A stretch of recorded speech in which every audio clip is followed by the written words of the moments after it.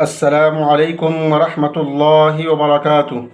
معزز ناظرین، تیمی official T V میں آپ کا استقبال اور خیر مقدم ہے۔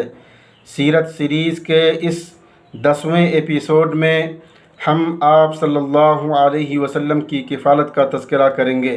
آپ سب کو معلوم ہے کہ آپ صلی اللہ علیہ وسلم ابھی ماں کے پیٹ ہی میں تھے تو آپ کے والد حضرت عبداللہ کا انتقال ہو چکا تھا، اور جب آپ کی عمر 6 سال کی ہوئی تو والدہ بی بی آمنہ بھی وفات پا گئی۔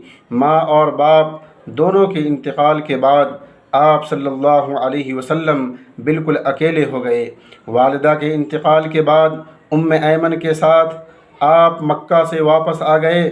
مکہ پہنچنے کے بعد آپ کے دادا عبد المطلب نے ایمن سے آپ کو اپنی گود میں لے لیا، اور آپ کی حالت کو دیکھ کر بہت غمگین ہوئے۔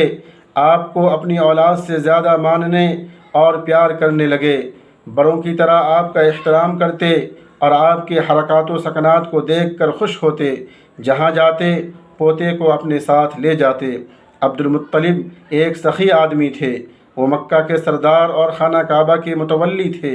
ان کے لیے روزانہ مسجد حرام میں خانہ کعبہ کے پاس مجلس لگا کرتی تھی۔ مجلس میں لوگ ان سے سوال کرتے، اپنے مسئلے بیان کرتے اور مشورے لیا کرتے تھے۔ کسی کی مجال نہ تھی کہ ان کی مسند پر کوئی بیٹھ جائے، لیکن رسول اللہ صلی اللہ علیہ وسلم آتے اور بیٹھ جاتے۔ چچا ابو طالب جب ہٹانے کی کوشش کرتے تو حضرت عبد المطلب فرماتے، بیٹے کو چھوڑ دو، اللہ کی قسم یہ بڑی شان والا ہوگا۔ طبرانی اور بیہقی وغیرہ کی روایت ہے کہ ایک مرتبہ حضرت عبد المطلب کا اونٹ گم ہو گیا، اور انہوں نے آپ صلی اللہ علیہ وسلم کو اونٹ ڈھونڈنے کے لیے بھیجا۔ ایک شخص نے دیکھا کہ طواف کے دوران ایک آدمی یہ شعر پڑھ رہا ہے، اے میرے رب میرے سوار محمد کو لوٹا دے، اے اسے میرے پاس لوٹا کر مجھ پر احسان کر دے۔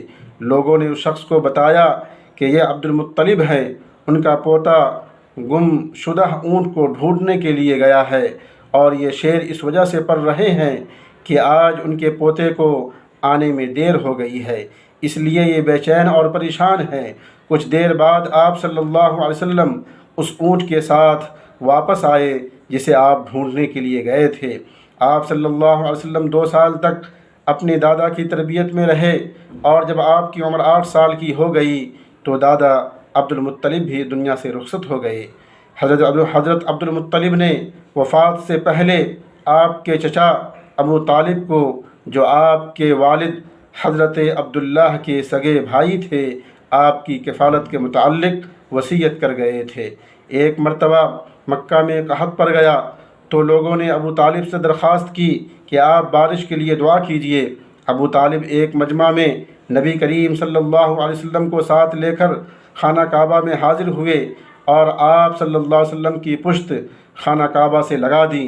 پھر آپ نے اپنی شہادت کی انگلی اٹھائی اور آسمان کی طرف اشارہ کر کے بارش کی دعا مانگی۔ اللہ نے آپ کی دعا قبول کی، مکہ میں بارش ہوئی اور قحط ختم ہو گیا۔ عبد المطلب کی وفات کے بعد آپ کے چچا ابو طالب نے آپ صلی اللہ علیہ وسلم کو اپنی تربیت میں رکھا، اور آپ کو اپنی اولاد سے زیادہ عزت، شفقت اور محبت دی، اور مرتے دم تک کفالت کا پورا حق ادا کیا۔ معزز ناظرین، آپ ہمارے تیمی آفیشیل ٹی وی کو لائک اور سبسکرائب کریں۔ بہت بہت شکریہ۔